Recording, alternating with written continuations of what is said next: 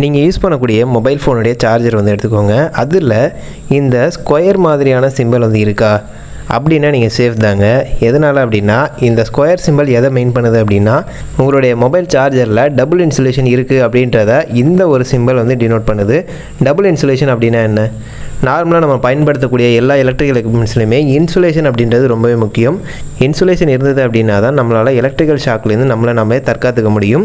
இந்த டபுள் இன்சுலேஷனை பொறுத்த வரைக்கும் முதல்ல ஒரு பேசிக் இன்சுலேஷன் இருக்கும். அந்த பேசிக் இன்சுலேஷன் மேலேயே ஒரு எக்ஸ்ட்ரா இன்சுலேஷன் இருக்கும். அதுக்கு பேர் சப்ளிமெண்ட்ரி இன்சுலேஷன் அப்படின்னு சொல்லுவாங்க. இந்த டபுள் இன்சுலேஷனுக்கு இன்னொரு பெயர் ரீஇன்ஃபோர்ஸ்டு இன்சுலேஷன் அப்படின்றது.